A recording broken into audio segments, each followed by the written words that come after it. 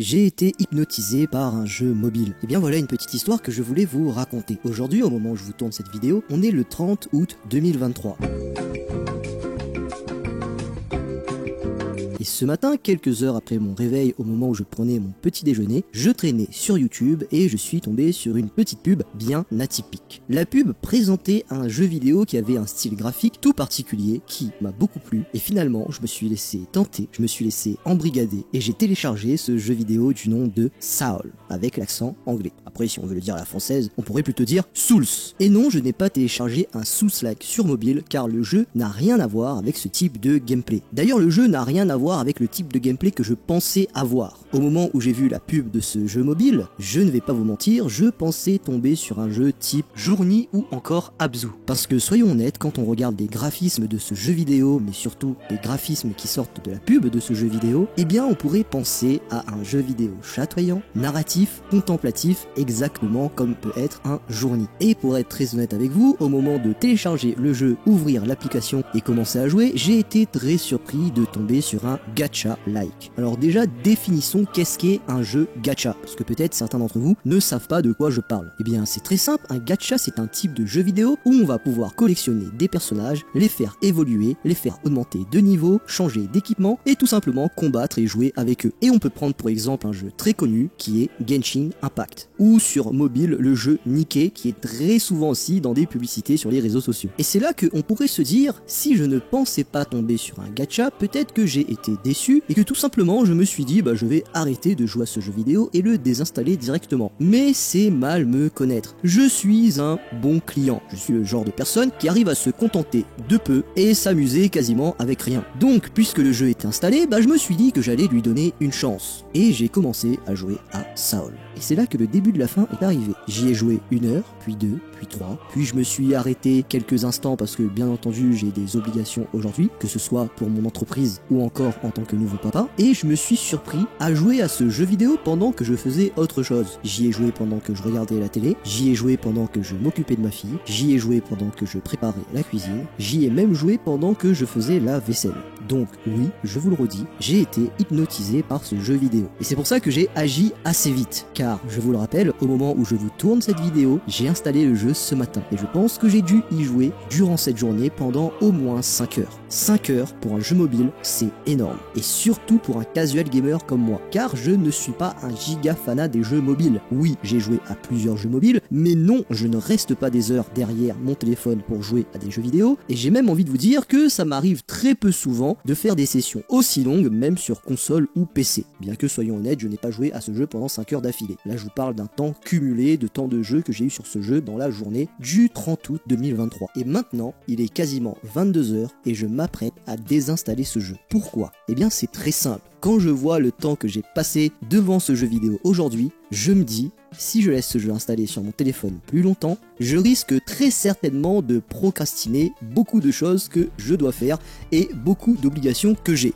Donc je préfère agir directement et désinstaller ce jeu qui m'a pris beaucoup de mon temps aujourd'hui. Maintenant que je vous ai fait une intro assez longue par rapport à l'histoire sur ce jeu vidéo, j'aimerais quand même vous en parler plus amplement, vous présenter le jeu, mais aussi et surtout pousser la réflexion un peu plus loin par rapport aux jeux mobiles et notamment à l'addiction aux jeux mobiles. Car soyons sérieux un instant, je ne vais pas juste vous faire une vidéo pour vous dire que j'ai installé un jeu mobile et que j'ai été matrixé par celui-ci pendant toute une journée. Non, pas du tout.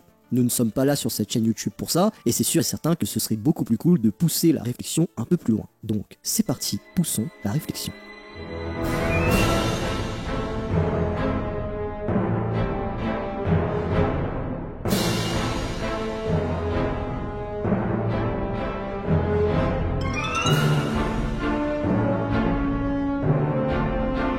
Déjà, première chose à savoir, c'est que le jeu Souls est sorti il y a à peine 3 jours au moment où je tourne cette vidéo. Le jeu a été publié sur les divers stores mobiles le 26 août 2023. Donc on est là sur un jeu extrêmement récent. Et non, ce n'est pas un placement de produit. J'aurais bien aimé, mais ce n'est pas le cas. Et déjà, quand on regarde la page Play Store de ce jeu, on est déjà à plus de 500 000 téléchargements. Donc, je ne sais pas quel est le budget pub qu'ils ont sorti pour ce jeu, mais en tout cas, ça doit être plutôt pas mal. Autre information qui est très spécifique et que je trouve très spéciale, c'est que le jeu a été développé par un petit studio du nom de Concrete. Et malheureusement, j'ai eu beau chercher des infos sur ce studio, mais il est totalement inconnu au bataillon. La seule chose que j'ai trouvé, c'est un compte LinkedIn avec apparemment un seul employé, mais au vu de la description en italien, on est plutôt là sur un compte LinkedIn qui parle d'immobilier. Et je ne pense pas que ce compte LinkedIn soit lié à ce jeu vidéo. Par contre, le distributeur de ce jeu vidéo est un peu plus intéressant. Le distributeur du jeu est tout simplement Abi. Alors peut-être que dit comme ça, vous ne connaissez pas le nom de ce distributeur, et que peut-être ça ne vous dit rien, mais Abi, c'est des jeux tels que Kinja Run, Slide Block Puzzle, Survivor.io, mais surtout Archero. Et celui-ci, je suis quasiment sûr que vous le connaissez ou que au moins vous avez déjà vu une pub de ce jeu-là. Donc, ce qu'il faut se dire, c'est que Abi, ce ne sont pas des personnes inconnues au bataillon dans le monde du jeu mobile. Malgré le fait que pour le moment, ils n'ont publié que 10 jeux vidéo sur mobile. Quasiment tous d'ailleurs des jeux vidéo qui ont très bien marché et qui ont été téléchargés des millions de fois. Alors oui, on peut le dire, Abi est un acteur plutôt lucratif et important du paysage vidéoludique des jeux mobiles. Et puis, c'est tout. On n'a pas forcément d'autres infos sur ce jeu. On ne sait pas réellement combien de temps ce jeu a pris à être développé. De ce que j'ai cru comprendre, le jeu a pris plusieurs années, car une fois in-game, on a un petit message du directeur qui justement nous remercie de jouer à son jeu vidéo et qu'il a le plaisir de nous offrir un petit cadeau pour ces années de développement qu'ils ont passé là-dessus. Alors, est-ce qu'il est tout seul? Est-ce qu'il est en équipe? Eh bien, je vais être très honnête avec vous, je n'ai pas su trouver les informations. Par contre, ce qui est sûr, c'est que une fois in-game, on se rend compte que le jeu est bon, le jeu est beau, le jeu est vraiment très cool et addictif. Mine de rien, même si on se retrouve dans un type de jeu plutôt putaclic, on va pas se mentir, le souci du détail présent dans Souls est très intéressant et rend ce jeu plutôt quali, on va pas se mentir. Le jeu est beau, la direction artistique est folle, il est bien fini, bien optimisé et à aucun moment on s'ennuie. On a toujours quelque chose à faire, on est toujours récompensé et on va pas se mentir, nos récepteurs de plaisir et de sécrétion de dopamine sont plutôt bien enivrés et bien sollicité pendant qu'on joue à ce jeu. Le jeu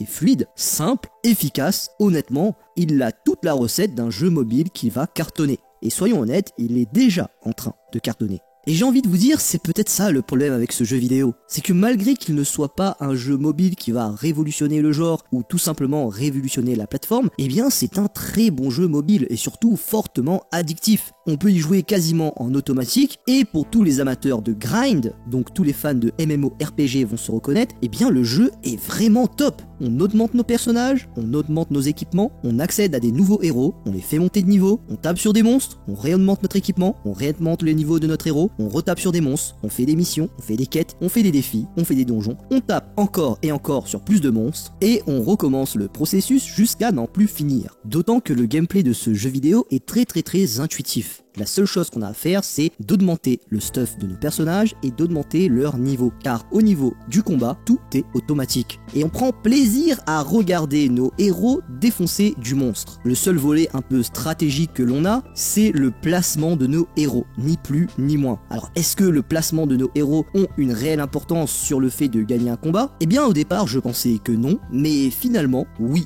Car rien n'est fait au hasard dans ce jeu vidéo. Et peut-être que juste déplacer un héros une case vers la droite pourra vous donner la victoire, ou au contraire, le déplacer une case vers la gauche vous donnera la défaite. Donc oui, même si ce n'est pas grand chose, le placement de nos héros sont quand même importants, surtout à un certain level. Et au-delà de ça, on a quand même une partie classée, une partie multijoueur où on va devoir aller chercher le meilleur classement. Alors soyons honnêtes, au niveau de ce classement, je ne suis pas allé bien loin, je suis allé jusqu'à Argent 3. Mais je pense très honnêtement que si j'avais continué à jouer à ce jeu, je serais allé beaucoup plus loin que ça. Et finalement, que peut-on en conclure avec cette expérience que j'ai eue? Déjà, la première chose que j'en conclus, c'est que malheureusement le marché du jeu mobile est beaucoup trop sous-estimé chez les gamers. Rappelons qu'en 2021, le marché du jeu mobile prenait 52% du marché global de la totalité du jeu vidéo. Et en 2022, le marché du jeu mobile était déjà à 62%. Donc ça veut dire qu'il y a plus de gens qui jouent aux jeux mobiles que sur console et PC réunis. Et ça, ce n'est pas rien. D'ailleurs, en 2022, le jeu mobile a généré plus de 222 milliards de dollars. Oui, j'ai bien dit milliards de dollars. Donc à un moment donné, il faut ouvrir les yeux et comprendre que oui, le jeu mobile est le jeu vidéo, est la partie la plus importante est la partie qui a le plus de valeur aux yeux des investisseurs, mais aussi des studios. Car le jeu mobile, ça rapporte gros et il y a beaucoup de personnes qui y jouent. Par exemple, Candy Crush, c'est plus de 100 millions de téléchargements. Ou encore Temple Run, c'est plus de 1 milliard de téléchargements sur mobile. 1 milliard de téléchargements. Aucun jeu sur console ni même sur PC n'est arrivé à un tel nombre de téléchargements, même pas Fortnite. Fortnite, qui est considéré comme l'un des jeux les plus lucratifs de tous les temps, a environ 200 millions de comptes. Là, on parle d'un jeu mobile qui a 1 milliard de téléchargements, soit 5 fois plus que Fortnite. Alors, quand on a des tels chiffres, on ne peut plus considérer le jeu mobile comme une branche rapportée du jeu vidéo. Le jeu mobile est la principale branche du jeu vidéo, on peut même dire que c'est le tronc du jeu vidéo. Et la deuxième chose aussi que j'en conclus par rapport à cette expérience, c'est que par rapport à ça, le jeu mobile a réussi à faire quelque chose que pour l'instant le jeu console et même le jeu sur PC n'a pas réussi à faire. Le jeu mobile a réussi à entrer dans la vie de monsieur tout le monde. On n'est pas obligé d'être un gamer pour pouvoir jouer au jeu mobile. Même ton petit papy de 80 ans, là, il est capable de jouer au jeu mobile. Et ça, on l'a déjà vu. Combien de fois, quand j'étais dans la file d'attente du médecin, j'ai vu des personnes âgées de 60, 50, 70, voire même 80 ans jouer à Candy Crush sur leur téléphone. Donc oui, le jeu mobile a réussi à se rendre accessible au plus grand nombre de ce monde. Et ça, c'est incroyable. Mais en même temps, est-ce que ce serait pas dangereux? Parce que dans un monde où la gratification est devenue aussi facile et le plaisir est à portée de clic sur ton téléphone, eh bien les addictions sont partout. Les réseaux sociaux, internet, les jeux mobiles, etc., etc. Et quand je vois le temps que j'ai passé sur ce jeu Souls en même pas une seule journée, je me dis qu'il faut qu'on fasse attention. Oui, nous aimons tous les jeux vidéo, plus particulièrement les jeux mobiles, mais restons maîtres de notre temps. Il faut soutenir, partager, éloger toutes ces pépites du jeu mobile, mais restons conscients que nous sommes les maîtres de ces machines, et non pas le contraire. Prenons le contrôle de notre temps et essayons de ne pas nous laisser submerger, hypnotiser par toutes ces fioritures.